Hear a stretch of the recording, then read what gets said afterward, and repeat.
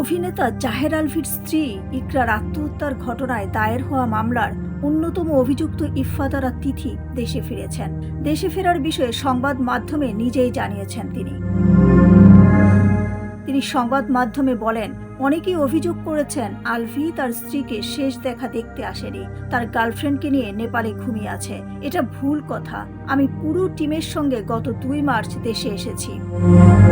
ইকরা যেদিন মারা গেছেন সেদিনের বিষয়ে তিথি বলেন, যেদিন ইকরা আত্মহত্যা করে ওই দিনই একটা টিকেটের জন্য অনেক জায়গায় ফোন দেওয়া হয়েছে।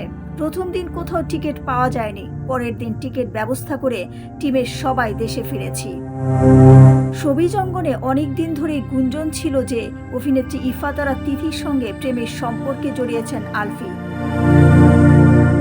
ইকরার মৃত্যুর পর তার ঘনিষ্ঠ বান্ধবীরা দাবি করেন আলভি ও তিথির পরকীয়ার কারণেই মানসিকভাবে ভেঙে পড়েছিলেন ইকরা, যা শেষ পর্যন্ত তাকে আত্মহত্যার দিকে ঠেলে দেয়।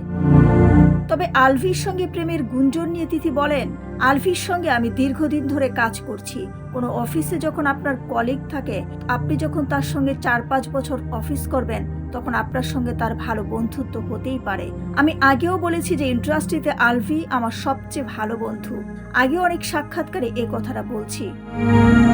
28 ফেব্রুয়ারি মিরপুর DOHS এর একটি বাসা থেকে গলায় দড়ি দেওয়া অবস্থায় ইকরার মরদেহ উদ্ধার করেন পরিবারের সদস্যরা। এরপর কুর্মিটোলা জেনারেল হাসপাতালে নিয়ে গেলে চিকিৎসকরা তাকে মৃত ঘোষণা করেন। এ ঘটনার আত্মহত্যার প্ররোচনার অভিযোগে রাজধানীর পল্লবী থানায় জাহের আলভি, তার মা ও তিথির বিরুদ্ধে মামলা দায়ের করেন ইকরার বাবা। ডেস্ক রিপোর্ট, সোনালী নিউজ।